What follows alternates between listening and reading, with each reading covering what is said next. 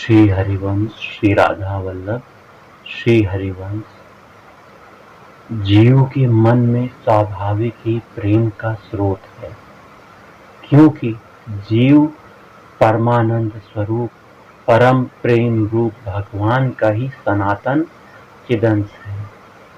परंतु जीव विषयों के प्रति प्रवाहित होने से उसके प्रेम की धारा दूषित हो गई है और इसी से वह प्रेम दुख उत्पन्न करने वाले काम के रूप में बदल रहा है और इसी कारण उसके परमात्ममुखी दिव्य स्वरूप का प्रकाश नहीं होता।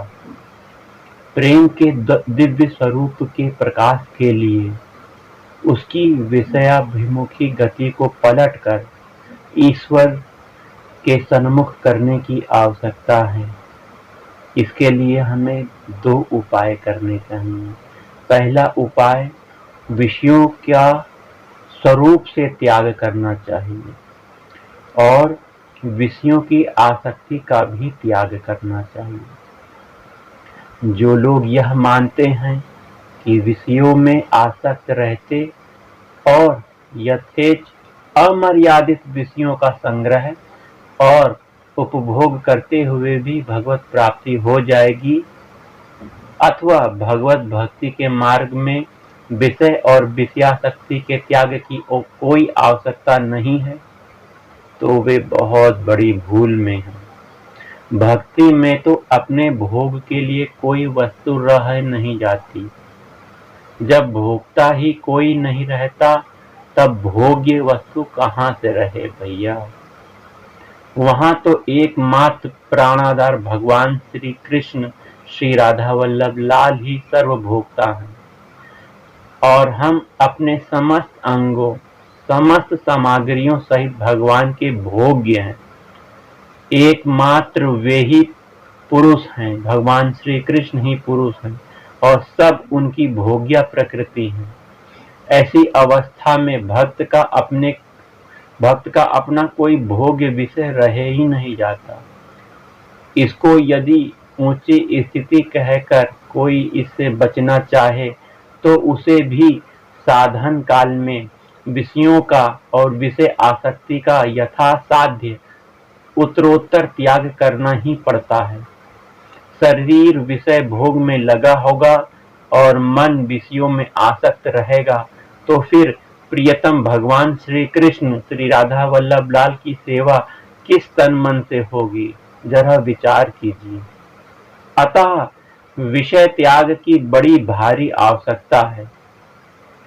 बाह्य भोग तो क्या, मन से भी विषयों का चिंतन छोड़ना ही पड़ेगा, क्योंकि यह नियम है कि मन जिस वस्तु का चिंतन करेगा उसी में आसक्ति होगी। भगवान ने श्रीमद् भागवत में कहा है, विषयों का चिंतन करने से मन विषयों में आसक्त होता है और मेरा बार बार स्मरण करने से वह मन मुझ में लीन हो जाता है। मन को जहां लगाओ वहीं लग जाता है, यह मन की बहुत बड़ी विशेषता है और वह लगाना होता है इंद्रियों के द्वारा ही। हम बार बार जिस प्रकार के दृश्यों को देखेंगे, जैसी बातें सुनेंगे, जैसे चीजें खाएंगे, जो कुछ सूंघेंगे, जैसी वस्तुओं को इसका स्पर्श करेंगे, उन्हीं का मन बार बार चिंतन होगा और जिस वस्तु का अधिक चिंतन होता है उसी में आसक्ति होती है। नाटक देखेंगे, वैश्या का गाना सुनेंगे, उसमें आसक्ति होगी। भक्त लीला देखेंगे, कीर्तन सुनेंगे तो उसमें आसक्ति होगी। अतः भक्ति की अभिलाषा रखने वाले को भगवान के प्रतिकूल तमाम सारे क्रियाकलापों का त्याग करना चाहिए। प्रतिकूल वर्जन। वास्तव में इस सूत्र में विषय त्याग में उन्हीं विषयों का त्याग समझना चाहिए जो हमारे मन को भगवान से हटाकर भोगों में, जगत प्रपंच में लगा देते हैं। ध्यान, चिंतन, कीर्तन, भगवान की सेवा, साधु सत्कार, सत्संग आदि जो भगवत अनुकूल विषय हैं, उनमें तो तन मन को चाह करके लगाना चाहिए।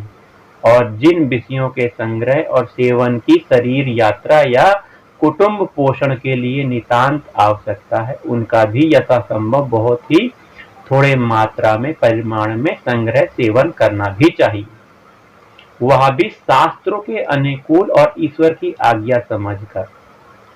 अन्य किसी भी फल कामना को मन में स्थान न देते हुए केवल ईश्वर प्रसन्नता ही यही हमें रखना चाहिए।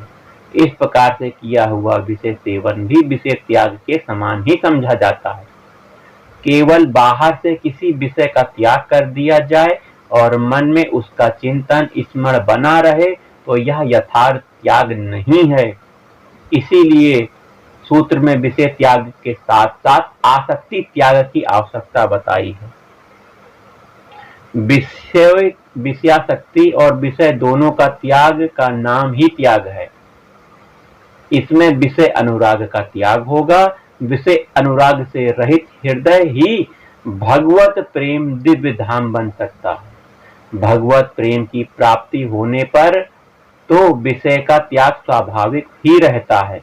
भगवान कहते हैं, मुझ में चित्त लगाने वाले और समस्त विषयों की अपेक्षा छोड़ने वाले भक्त को आत्मस्वरूप मुझसे जो परम सुख मिलता है, वह सुख विषयासक्त चित्त वालों को कहां से मिल सकता है। हमें यह भी बात जानना है कि भजन हमें अखंड करना है। अखंड भजन से हमारी भगवत प्राप्ति की राह बहुत जल्दी मिलेगी और विषयों से त्याग अपने आप हो जाएगा। भजन भक्ति का प्रधान अंग है। यह साध्य और साधन दोनों है। जो भगवत प्रेम को प्राप्त कर चुके हैं उनके लिए अखंड भजन स्वाभाविक अपने आप होता है, और जिनको भगवत प्रेम की प्राप्ति करनी है उनको अखंड भजन का अभ्यास करना चाहिए। गोस्वामी तुलसीदास जी कहते हैं कि बारी मथे घृत होई बरु तिक्ता ते बरु तेल, बिनु हरि भजन न भव तरिया या सिद्धांत अपेल। जल के मंथन से चाहे घी निकल आवे, बालू से चाहे तेल निकल आवे, परंतु भगवान के भजन बिना भाव सागर से मनुष्य नहीं तर सकता। यह सिद्धांत बहुत अकाट्य है। अतः भजन तो अनिवार्य साधन है। फिर भक्ति के साधक के लिए तो यह एक खास वस्तु है। विषय से मन हटाकर यदि भगवान में न लगाया जाए तो वापस दौड़कर वह विषय में ही चला जाता है। विषय त्याग वैराग्य है और भगवत भजन अभ्यास है। इन्हीं अभ्यास वैराग्य से विशुद्ध भगवत प्रेम की प्राप्ति होती है। परंतु जो भजन अभी होता है घड़ी भर बाद नहीं होता, आज किया कल नहीं, तो वह प्रेम और आदर युक्त अखंड भजन नहीं है मेरे भैया। भजन रूपी अभ्यास तो वही सिद्ध होता है जो सदा निरंतर अखंड होता रहे, सतत होता रहे और सत्कार पूर्वक होता रहे। दीर्घ काल पर्यंत निरंतर सत्कार के साथ करने पर ही अभ्यास दृढ़ होता है भजन का। इसलिए नित्य निरंतर अखंड स्मरण से भगवान की प्राप्ति सहज भी होती है। भगवान ने स्वयं गीता जी में कहा है, अनन्य चेता सततम यो माम स्मरति नित्यसा तस्याहं सुलभा पार्थ नित्य युक्तस्य योगिनः। हे अर्जुन, जो मुझ में अनन्य चित्त होकर नित्य निरंतर मुझको स्मरण करते हैं, उस निरंतर मुझ में लगे हुए योगी के लिए मैं सुलभ हूँ। भगवान ने यह गीता में कहा है, अध्याय 8 श्लोक संख्या 14। अतः अखंड रूप से भगवान का प्रेम पूर्वक चिंतन करते हुए ही स्नान करना चाहिए, भोजन करना चाहिए, व्यापार आदि सभी काम करना चाहिए। भगवान ने क्या कहा है, अखंड चिंतन कभी होगा जब आप सभी कार्य करते हुए भगवान को अपने मन से पुकारो, मन में रखो, कर्म जो भी करो वो भगवान का स्मरण करते हुए करो। भगवान ने गीता में अर्जुन को यही तो उपदेश दिया है कि युद्ध कर परंतु अपने मन को मेरे चरणों में लगा कर रख। भगवत स्मरण युक्त होने से प्रत्येक कार्य ही भजन हो जाएगा। इस प्रकार भजन का तांता क्षण भर भी नहीं टूटना चाहिए। स्वरूप का चिंतन ना हो सके तो निरंतर भगवान नाम का स्मरण ही करना चाहिए। भगवान के नाम स्मरण से मन और प्राण पवित्र हो जाएंगे और भगवान के परम पद कमलों में अनन्य प्रेम उत्पन्न हो जाएगा। नाम जप की सहज विधि यह है कि अपने श्वास प्रश्वास के आने जाने की ओर ध्यान रखकर श्वास प्रश्वास के साथ साथ मन से, साथ ही धीमे स्वर में वाणी से भी भगवान नाम का जप करना चाहिए। यह साधन उठते बैठते चलते फिरते खड़े होते सब समय किया जा सकता है। अभ्यास के दृढ़ होने पर चित्त विक्षेप शून्य होकर निरंतर भगवान के चिंतन में अपने आप लग जाएगा। प्राय सभी प्रसिद्ध भक्तों और संतों ने इस साधन का प्रयोग किया है। सांस सांस सुमरियन करो, यह उपाय अति नीक। मतलब यह है कि भगवान के स्वरूप प्रभाव रहस्य गुण लीला नाम का चिंतन निरंतर तेल धारा की भांति होते रहना चाहिए। यह अखंड भजन है।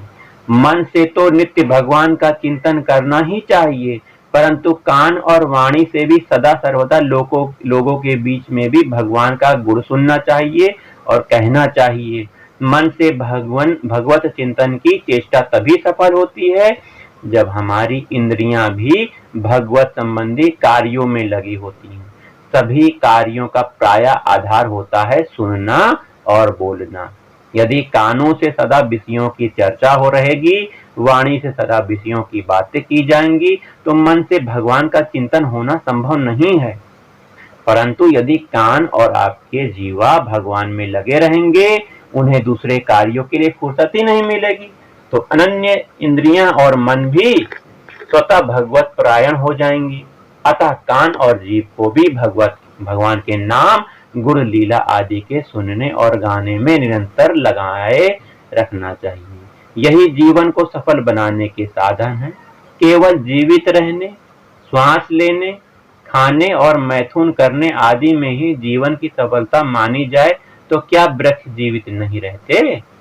क्या लोहार की धोकनी श्वास नहीं लेती? क्या पशु भोजन और मैथुन नहीं करते? भगवान ने कहा है, जिसके कर्ण पथ में भगवान के नाम गुणों का कभी प्रवेश नहीं होता, वह मनुष्य, पशु, कुत्ते, बिष्ठा, भोजी, सुअर, ऊंट और गधे की अपेक्षा भी अधिक निंदनीय है। जो कान भगवान की लीला का श्रवण नहीं करते, वे सर्पों के बिल के समान हैं। जो दुष्ट जीवा भगवान की लीला कथा का गान नहीं करती, वह मेढक के जीव के समान व्यर्थ बकवाद करने वाली है। भगवान हमारे गोस्वामी तुलसीदास जी कहते हैं, जिन हरि कथा सुनी नहीं काना, श्रवण रंध्र अहि भवन समाना।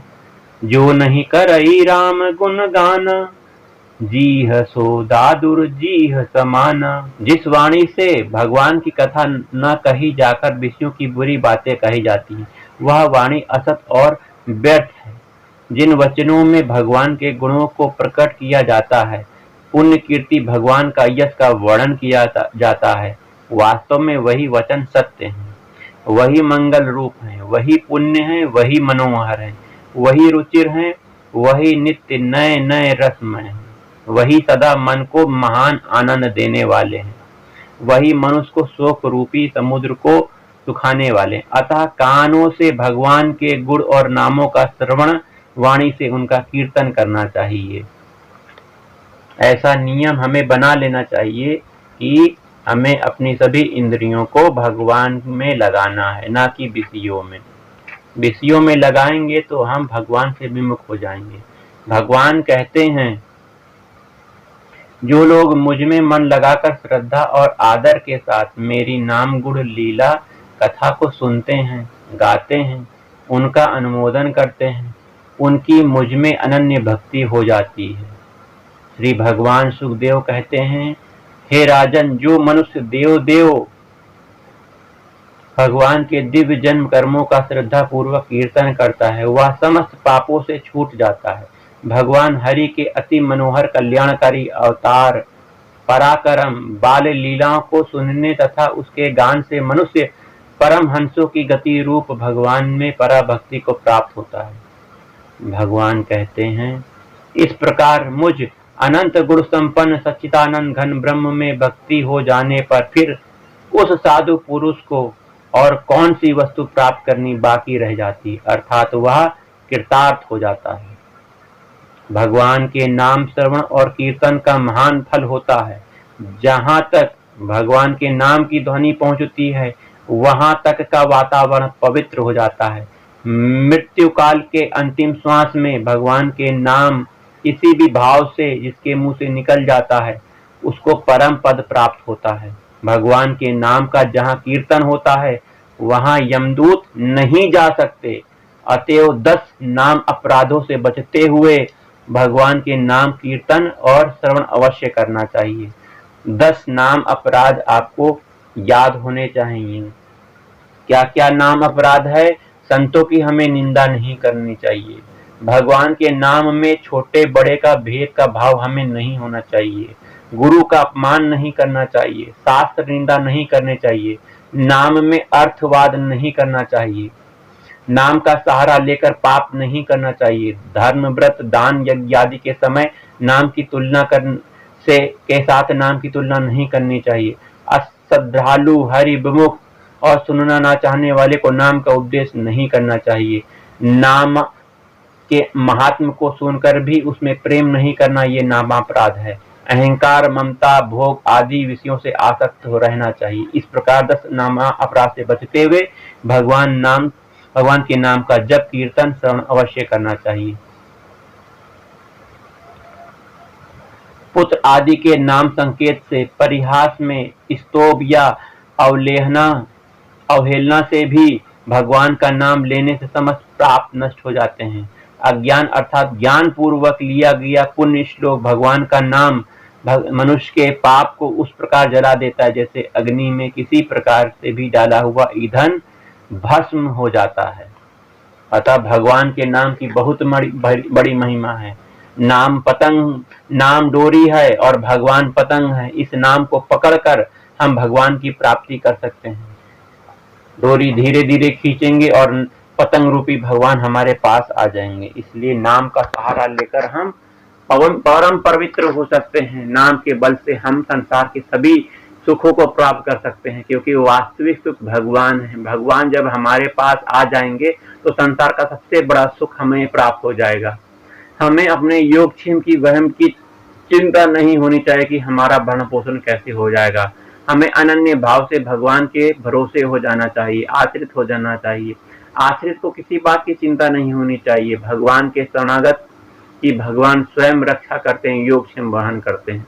अतः भगवान के आश्रित होकर शरणागत होकर भगवान से प्रेम करना चाहिए, उनकी सेवा करनी चाहिए, उनके सुख की कामना करनी चाहिए। कैसे मेरे प्रभु सुखी हों, उनको आनंद मिले, मैं क्या करूं कि उनको कुछ आनंद मिले, कुछ सुख मिले, इस तरह का भाव भक्त को रखना चाहिए। जय जय राधा वल्लभ श्री हरिवंश श्री वृंदावन श्री वंदन। जय जय श्यामा जय जय श्याम, जय जय श्री वृंदावन धाम। जय जय श्यामा जय जय श्याम, जय जय श्री वृंदावन धाम। मेरी श्यामा मेरो श्याम, मेरो श्री वृंदावन धाम। जय जय श्यामा जय जय श्याम, जय जय श्री वृंदावन धाम। श्री राधा श्री राधा श्री राधा।